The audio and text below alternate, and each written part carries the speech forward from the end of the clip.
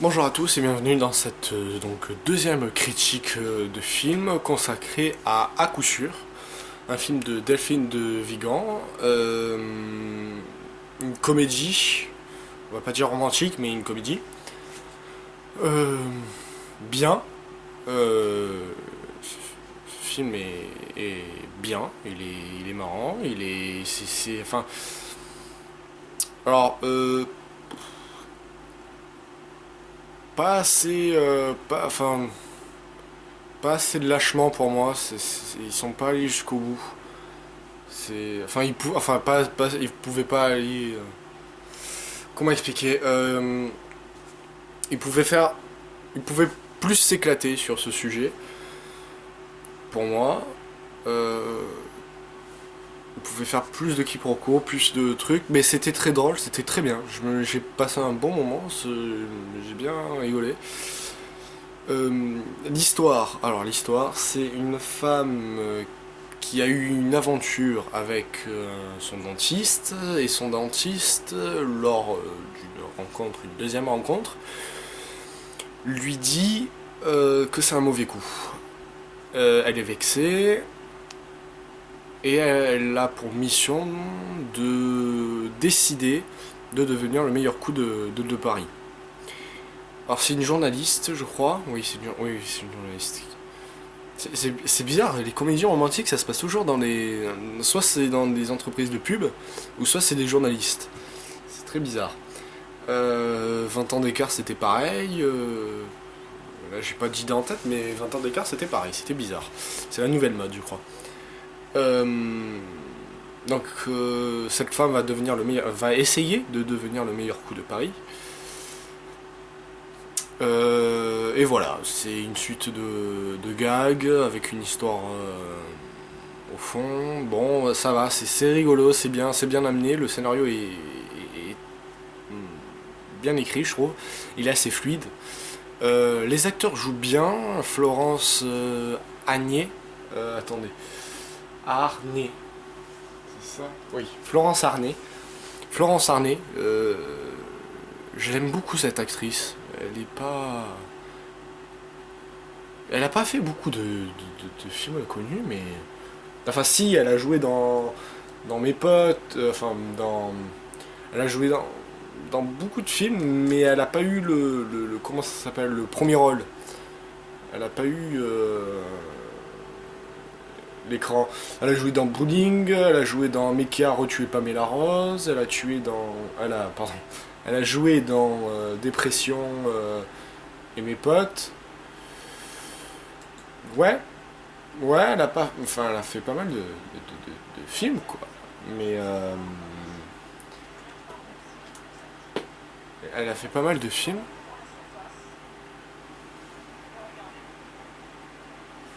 Attendez. Voilà. Elle a fait pas mal de films et c'est pas mal, c'est bien. Après, il y a un autre acteur aussi que j'aime bien. C'est Eric. Alors, oulala. Les prononciations, moi, j'y arrive pas. Eric Elmosino. Eric Elmosino que j'ai trouvé dans Gainsbourg et que je l'ai revu dans Le cœur des hommes 3. Bien. Ah, je l'adore cet acteur. Il joue bien, il a une patte, voilà, je l'aime beaucoup. Euh,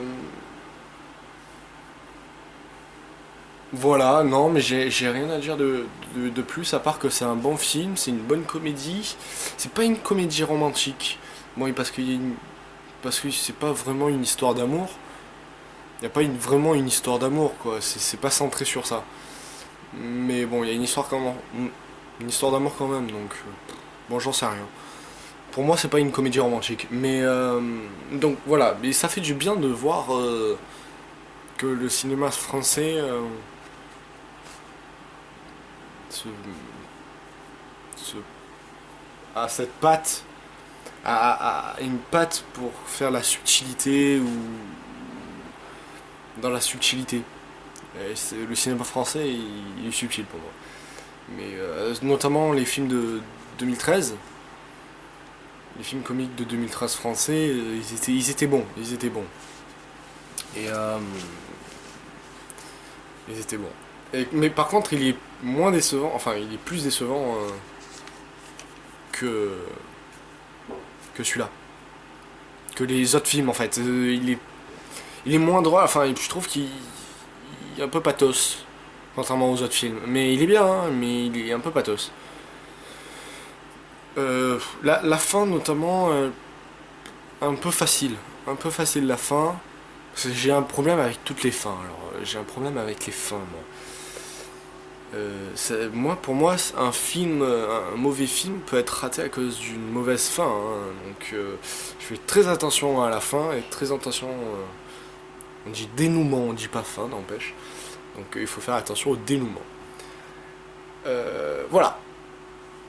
J'ai pas grand chose à dire sur ce film, à part qu'il était bien. J'ai pas d'arguments négatifs. Bon, après, je suis allé dans un esprit assez. Enfin, j'avais vu beaucoup de comédies avant. C'était ma période comique, comédie française. Donc, quand je suis allé voir ce film, il m'a un tout petit peu déçu, contrairement aux autres. Mais bon, avec du recul, il est bien. Ça reste un bon film. Après, tu ris pas à gorge déployée sur ce film, quoi. Donc, voilà. Mais si vous avez envie de passer un bon moment à ce film, je vous le conseille, il est top. Voilà. J'essaye de faire 15 minutes, mais non. Je sais pas, j'ai rien d'autre à dire, donc voilà. Négatif, ouais.